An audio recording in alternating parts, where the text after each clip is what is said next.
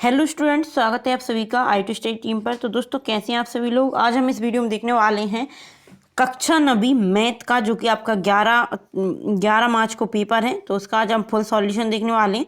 आपका किस प्रकार पेपर आने वाला है, उसके ऑब्जेक्टिव क्वेश्चन और इसके सब्जेक्टिव क्वेश्चन, मतलब इनकी ओटी देखेंगे, वस्तुनिष्ठ प्रश्न देखेंगे और कुछ जो आंसर आते हैं जो कि आपको मैथ के सॉल्व करने होते हैं, उन क्वेश्चंस के आंसर देखने वाले हैं। तो वीडियो के अंत तक बने रहे। तो चलिए स्टार्ट करते हैं।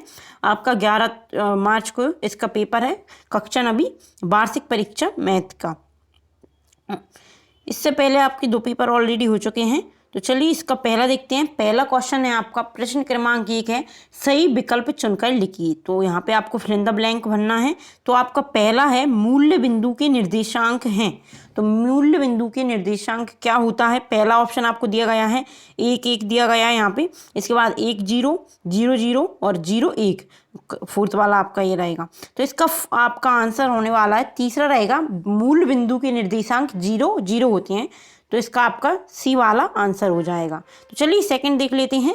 इसका सेकंड क्वेश्चन है, बिंदु -2 और -3 किस चतुर्थांश में स्थित होता है। तो यहाँ पे आपको बिंदु -2 और -3 को चतुर्थांश पर दर्शाना है। कहाँ पे आता है, तो इसका आपका आंसर हो जाएगा तृतीय चतुर्थांश आता है, मतलब इसका भी आपका सा आंसर हो जाएगा।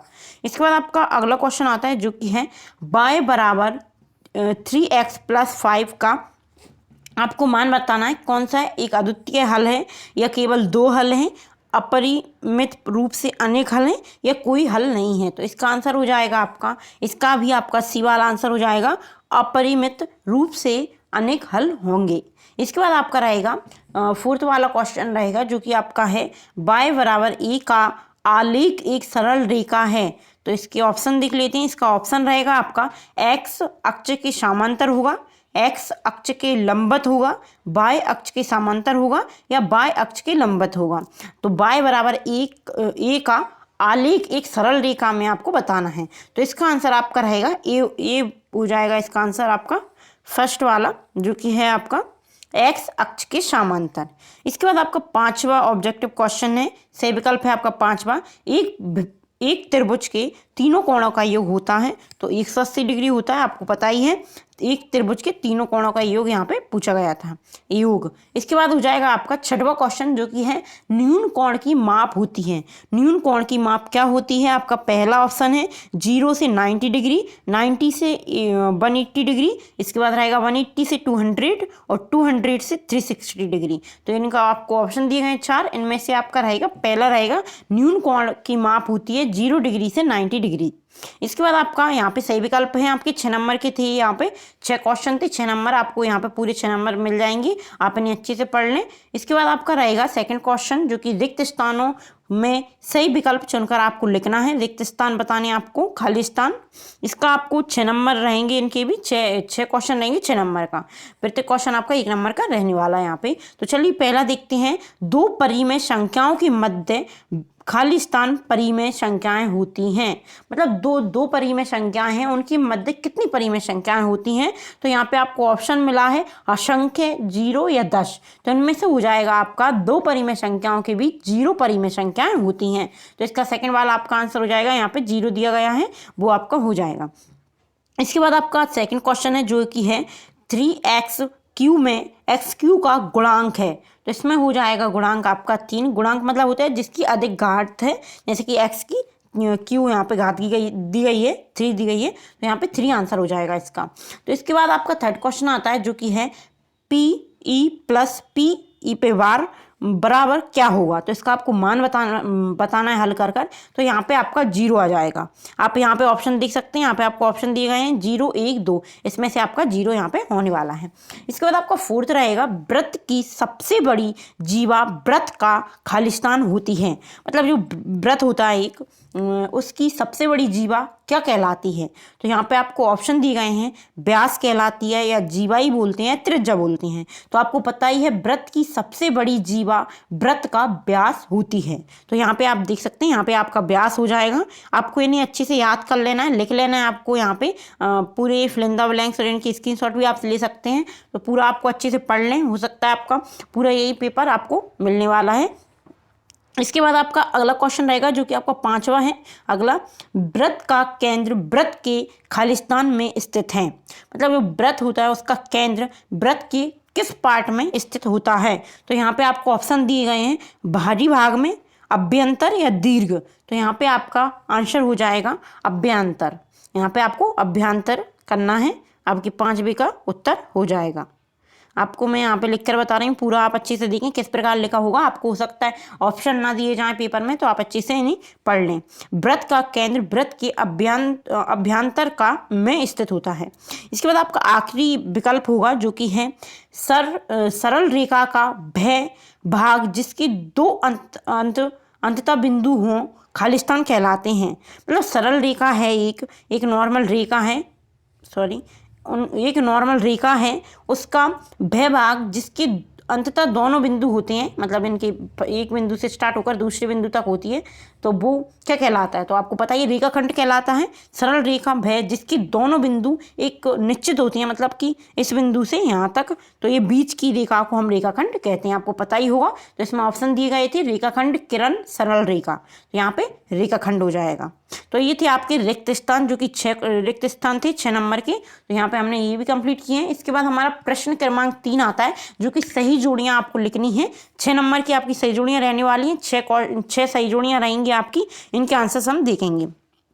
तो पहली है 0.45 प्लस 0.25 को आपको प्लस करना था, तो इसका क्या आंसर रहेगा। इसका आपका होने वाला है 0.17। तो आपका एक फर्स्ट वाला हो जाएगा, घा हो जाएगा।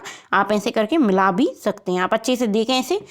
इसके बाद आपका सेकंड रहेगा जो कि है -306/9। तो यहाँ पे आपका इसका क्या हो जाएगा, इसका आपका हो जाएगा का वाला हो जाएगा -34। यहाँ पे हो जाएगा -34। आपका हमने यहाँ दिखा था, पहले का हो जाएगा घा और सेकंड का हो जाएगा का।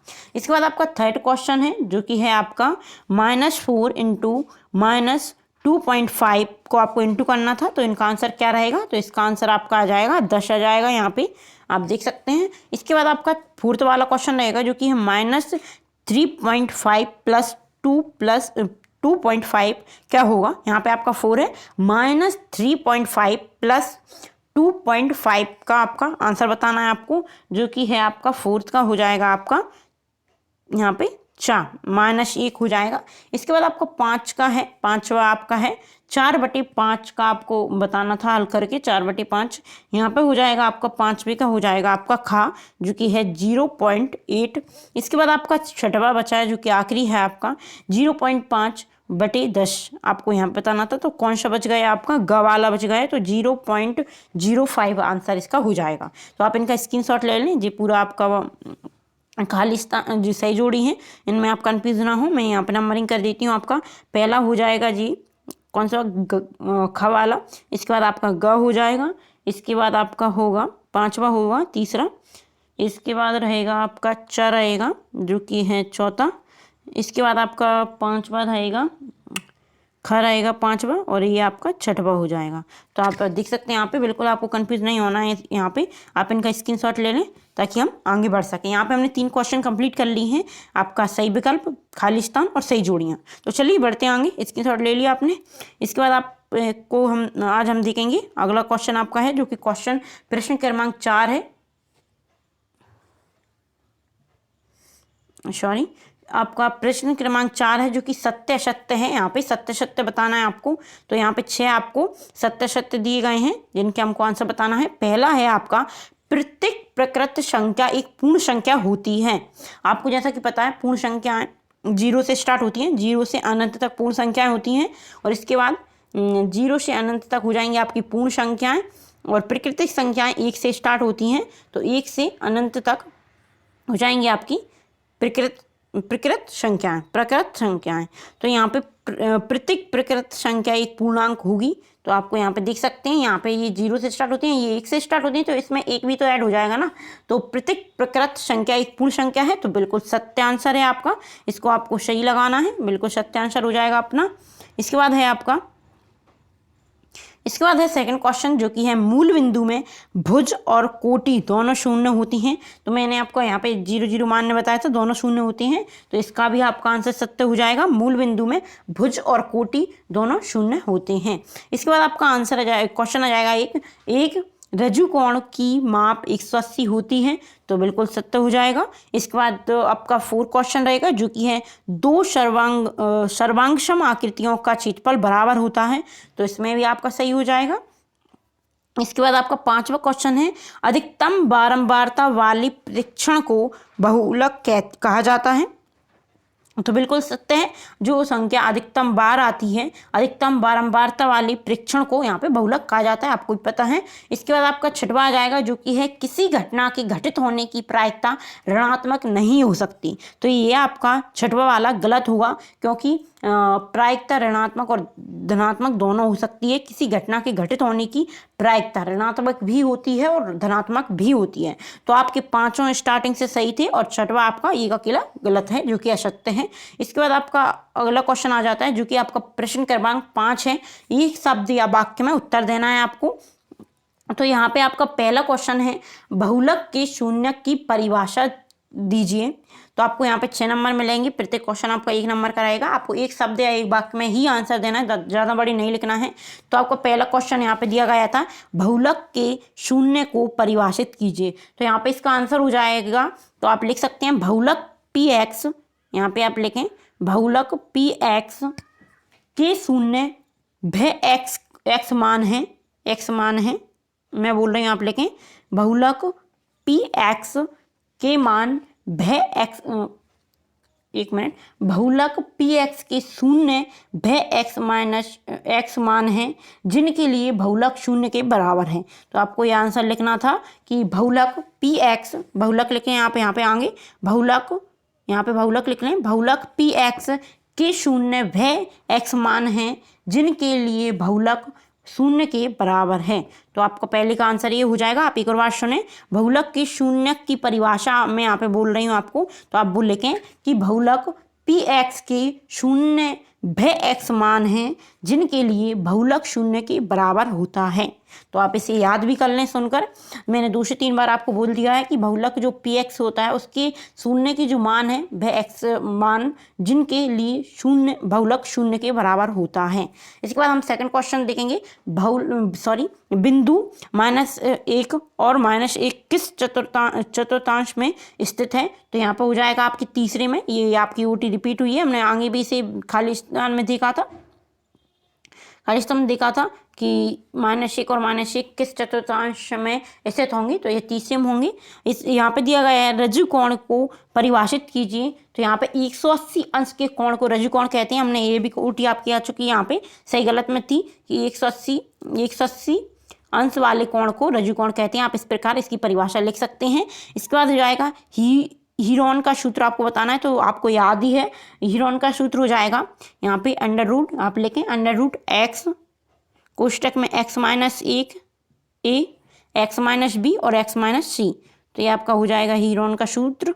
इसके यहाँ पे आपका होता है ये खत्म, तो ये हो जाएगा, आप लिख लें x, x-a x-b और x-c, सॉरी x नहीं s, तो यहाँ पे मैंने आपको लिखा है, पूरा आपको ये उतार देना है। इसके बाद है आपका अगला क्वेश्चन हो जाएगा बहुलक को परिभाषित कीजिए। तो हमने ये अभी देखा था अधिक बार या अधिकतम बारंबारता वाले परीक्षण को बहुलक कहते हैं। आप इस प्रकार लिख सकते हैं, जो कि हमने अभी आगे देखा था सही गलत में। इसके बाद हो जाएगा आपका या आप इस प्रकार अपनी भी भाषा में लिख सकते हैं, जो अंक अधिक बार या अधिकतम बारंबारता वाला होता है उसे बहुलक कहते हैं या बहुलक कहलाता है। इसके बाद आपका 6वां क्वेश्चन हो जाएगा आंकड़े 3, 5, 9, 1, 6 का माध्यिका क्या होगी। तो आपको यहाँ पे स्पष्ट दिख रहा है कि यहाँ पे 5 अंक हैं, तो आगे की 2 छोड़कर, आगे और पीछे की 2 छोड़कर बीच में आपका 9 बचेगा, जो कि आपकी माध्यिका कहलाएगी। तो इसका आंसर आपका 9 हो जाएगा, यहाँ पे 9 माध्यिका आपकी आएगी। तो ये थे आपकी वस्तुनिष्ठ प्रश्न जो कि हमने देखे हैं।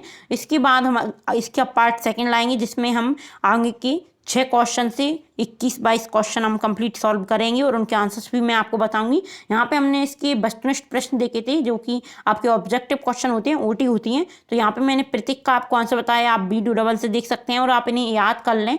पूरा आपको सही विकल्प मैंने जो बताए हैं सब कुछ सही विकल्प, सही जोड़ी, खाली स्थान, सत्य सत्य और एक वाक्य या एक शब्द में एक वाक्य एक शब्द में उत्तर, इन्हें भी आप अच्छे से याद कर लें।